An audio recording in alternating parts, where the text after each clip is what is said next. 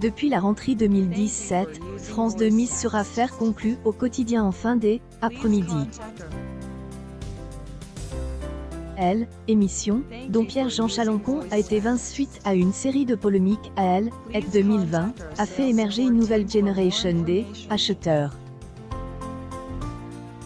Julien Cohen est rapidement impose comme le pilier de la bande des acheteurs du magazine de brocante. Elle, Antiquaire a fait une annonce inattendue lors des Fates de fin d'année 2021. Il a révélé samedi part des affaires conclues. Celui qui entendait se consacrer à de nouveaux projets a disparu de elle, émission des enchères de Sophie Davant en mars 2022. France 2 a mise sur un double épisode des affaires conclues le mercredi 4 mai. Le premier est à dire être une rediffusion. Elle, occasion pour Julien Cohen de signer son retour à elle, antenne de France 2. Au cours une enchère, centre sur deux chaînes italiennes, elle, Antiquaire est amuse à railler deux de ses camarades acheteurs, à savoir Diane Châtelet et Gérald Ouattelet.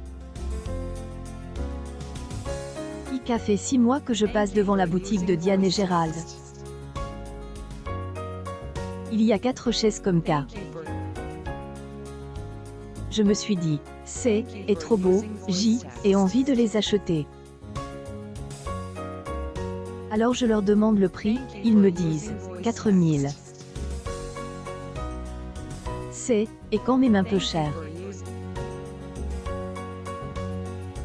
Explique Julien Cohen à Isabelle.